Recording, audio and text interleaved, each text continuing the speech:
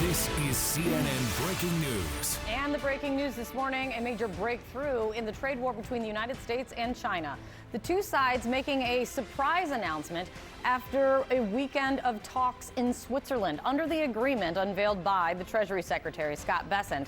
For 90 days, the U.S. is going to cut its tariffs on Chinese goods from 145% down to 30%.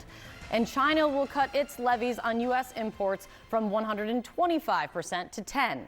During these 90 days, then, the countries say that the negotiations continue.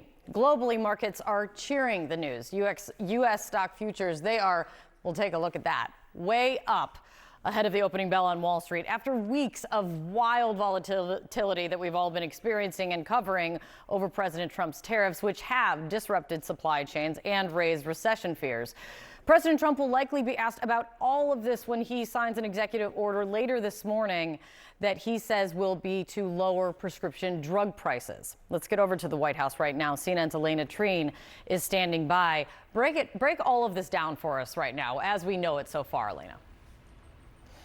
Okay, I mean, this is a major breakthrough between the United States and China following these talks in Geneva this weekend. The Treasury Secretary, Scott Bessent, announced in a 3 a.m. press conference that both countries have agreed to dramatically scale back these tariffs for at least 90 days. Now, we're expected to see these tariffs be rolled back starting May 14th. That's just 2 days from now. And I want to reiterate how you laid this out. So essentially, the United States is going to temporarily lower its overall tariffs on Chinese goods from 145% to 30%, while China is going to roll back its tariffs on American imports from 125% to 10%.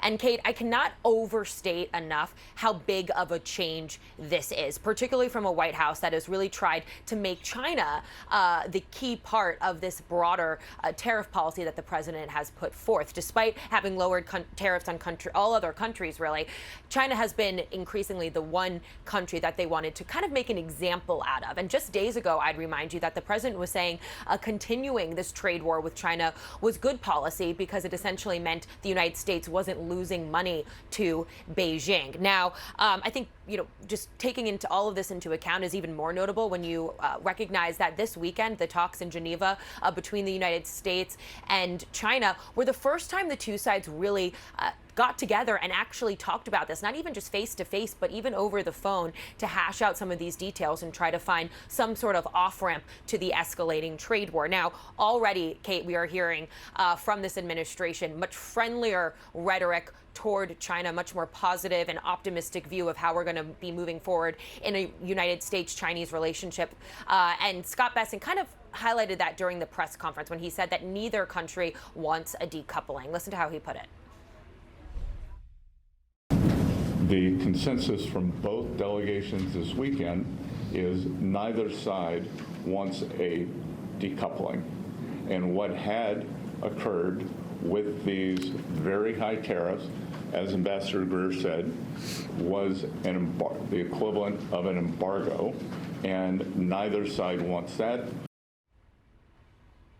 Now, Kate, as you mentioned, we're already seeing global markets kind of buoyed by this news, and there's no doubt that the president and this White House are going to spin this deal as a major win for them. But again, I just want to highlight how big of a deal this is and how much of a change in posture this is from the Trump administration, particularly, again, given their repeated insistence on needing to hold China accountable. Now, and I also think, just to make clear, that the inflationary reaction we've seen to some of the president's tariff policies, particularly as it relates to China, and also, the economic concerns overall, the impact of his tariffs on the markets, that definitely played a role in all of this. Kate? Elena, thank you very much. Much more to learn about all of this morning still. Sarah? All right. The agreement between the U.S. and China, of course, having a ripple effect, as you just heard mentioned, around the world. The markets in Asia surging on the news. CNN's Mark Stewart joining us now from Beijing. I'm just curious about this because what you're hearing from one side here in the United States is that this was a major win, a major agreement, but there's a huge capitulation on the part of the United States here. How did this agreement come together so quickly?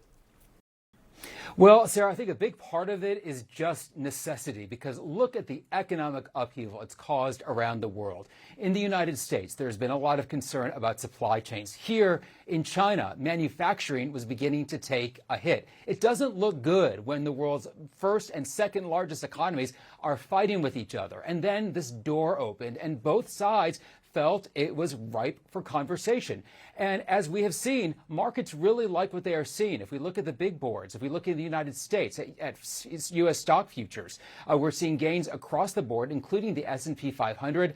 That's important because that's where so many of our retirement accounts are based upon. And then here in Asia, as you mentioned, big gains as well. We saw the Hang Seng in Hong Kong up by more than 3%. But with all of this so-called celebration, if you will, there is a lot of caution. China has been very measured in its response. It's seen this very much as a first step, and that's reflected in some of the statements we are hearing from the country's leadership, including China's vice premier. Let's listen to some of his remarks from earlier in Geneva. We're going to promote new development in the China-US trade and economic relations and inject more certainty and stability into the world economy. China's position towards this trade war has been clear and consistent, and that is, China doesn't want to fight a trade war because trade wars produce no winners. But if the US insists on forcing this war upon us, China will not be afraid of it and will fight to the end.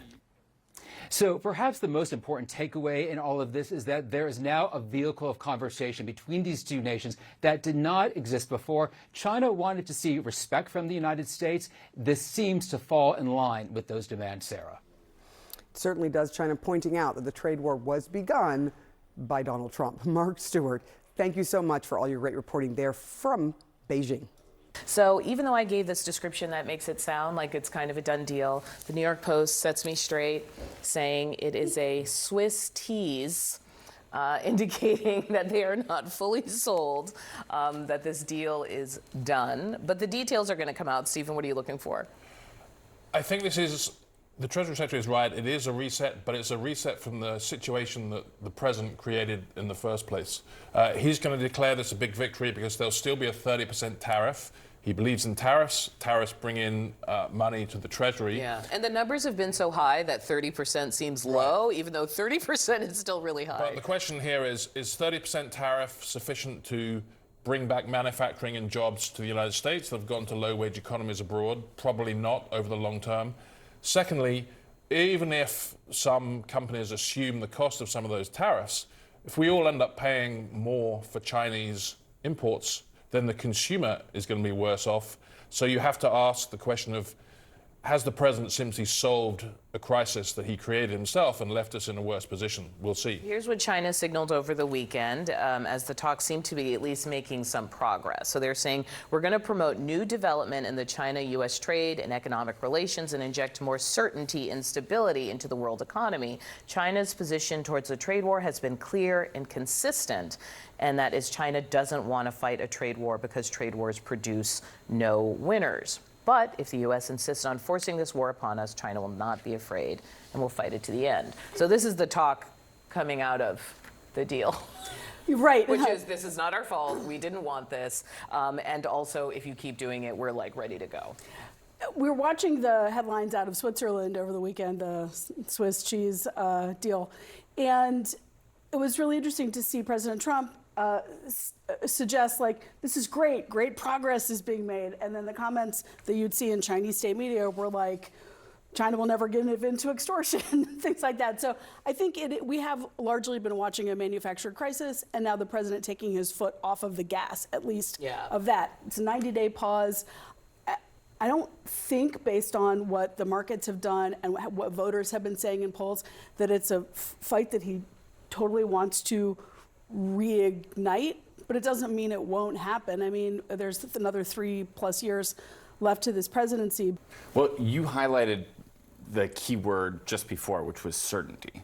And the thing is that Trump is trying to restore certainty into the markets, but the problem is, can you put the toothpaste back in the tube. Yeah, some people are saying the damage is done. Yeah, exactly. Like, you cannot bring it back. The fact is that people don't know where they can actually buy products right now. And, can you bring manufacturing back from China to the United States? Well, now you're looking at this and you're like, well, there's a 90-day moratorium. And then Howard Lutnick, he definitely speaks Trump's language when it comes to these tariffs. This is exactly sort of the Trump line when it comes to these things. But the idea that that businesses and countries are going to be the ones that just eat the tariff willingly and aren't going to pass on any costs. No serious economist really believes that. Well, not just that. I've noticed in some of the clips we play over the last couple of months, the average person is saying that now. The average person is saying, well, prices are going to go up. Prices are going to go up. They are not totally bought into this argument. It's not something that's